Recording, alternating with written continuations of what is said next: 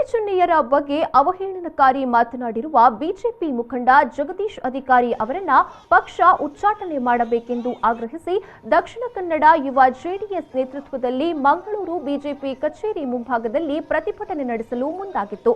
ಆದರೆ ಬಿಜೆಪಿ ಕಚೇರಿಗೆ ಜೆಡಿಎಸ್ ಕಾರ್ಯಕರ್ತರು ಮುತ್ತಿಗೆ ಹಾಕಲು ಯತ್ನಿಸುವ ಹಿನ್ನೆಲೆಯಲ್ಲಿ ಬಿಜೆಪಿ ಕಚೇರಿ ಪೊಲೀಸರು ಬಿಗಿ ಬಂದೋಬಸ್ತ್ ಹಾಕಿದ್ರು.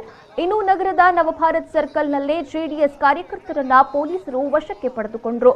ಇದೇ ಜೆಡಿಎಸ್ ಕಾರ್ಯಕರ್ತರು ಜಗದೀಶ್ ಅಧಿಕಾರಿ ವಿರುದ್ಧ ಘೋಷಣೆಯನ್ನ ಕೂಗಿ ತಕ್ಷಣವೇ ಬಿಜೆಪಿ ಪಕ್ಷದಿಂದ ಉಚ್ಚಾಟನೆ ಮಾಡಬೇಕೆಂದು ಇದೇ ವೇಳೆ ಆಗ್ರಹಿಸಿದ್ರು.